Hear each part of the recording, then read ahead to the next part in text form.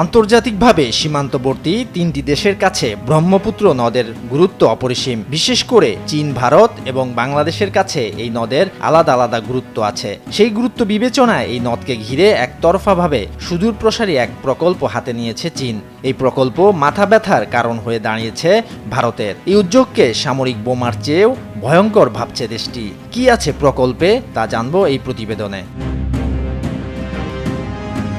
তিব্বত, ভারত ও বাংলাদেশের ওপর দিয়ে প্রবাহিত ব্রহ্মপুত্র নদ। হিমালয়ের কৈলাস পর্বতের মানস সরোবর থেকে ব্রহ্মপুত্র নদের উৎপত্তি। এই কৈলাস পর্বতের অবস্থান বর্তমান চীনের স্বায়ত্তশাসিত প্রদেশ তিব্বতে। মানস সরোবর থেকে উৎপত্তি হওয়ার পর তিব্বতের উপর দিয়ে প্রবাহিত হয়ে ভারতের অরুণাচল রাজ্য, আসাম এবং তারপর বাংলাদেশের কুড়িগ্রাম জেলায় প্রবেশ করে বঙ্গোপসাগরে পড়েছে ব্রহ্মপুত্র। তিব্বত এবং চীনে এই নদের নাম ইয়ারলুং সাংপো, অরুণাচলে নাম সিয়াং, আসামে প্রবেশের পর নদের নাম হয়েছে ব্রহ্মপুত্র। এই নদের উপরই বাঁধ নির্মাণ প্রকল্প শুরু করেছে চীন।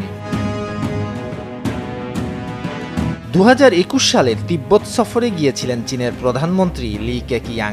সে সময় এই বাঁধ প্রকল্পের ঘোষণা দেন তিনি। এই বাঁধ নির্মাণের উপর জলবিদ্যুৎ কেন্দ্র করতে চায় চীন। চীনা প্রকৌশলীদের তথ্য অনুসারে ইয়ারলুং সাংপো নদের বাঁধের উপর জলবিদ্যুৎ কেন্দ্র স্থাপন করা গেলে তা থেকে প্রতিদিন 60,000 মেগাওয়াট বিদ্যুৎ উৎপাদন সম্ভব। নদের নিম্ন উপত্যকায় ভারত সীমান্তের কাছেই বাঁধটি নির্মাণ করা হচ্ছে।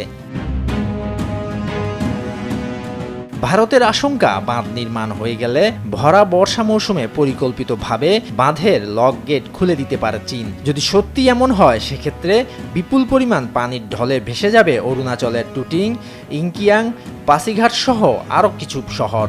এমনকি অরুণাচলের অনেক এলাকার অস্তিত্ব বিপন্ন হয়ে উঠবে। বেজিং অবশ্য এই অভিযোগকে বরাবরই অস্বীকার করেছে। তাছাড়া তিব্বতের অবস্থান উজানে হওয়ায় এই বাঁধ নির্মাণ হলে বাংলাদেশীয় নদীর প্রবাহ শুকিয়ে যাওয়ার আশঙ্কা করছেন সংশ্লিষ্টরা। বাংলাদেশের যখন পানির প্রয়োজন হবে না, তখন পানির প্রবাহ অতিরিক্ত হতে পারে। আবার যখন শুষ্ক মৌসুমে পানির প্রয়োজন হবে, তখন পানি পাওয়া যাবে না, কারণ চীন তাদের সুবিধা অনুযায়ী পানি আটকে রাখবে ও ছাড়বে। এর ফলে ব্রহ্মপুত্র নদের উপর চীনের নিয়ন্ত্রণে বাংলাদেশের কোটি কোটি মানুষ বিপাকে পড়তে পারে।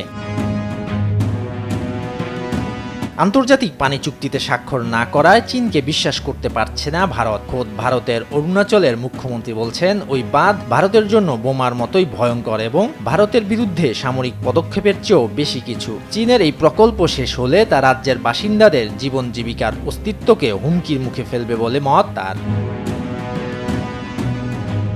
শরীয়তুল্লাহ, বৈশাখী সংবাদ।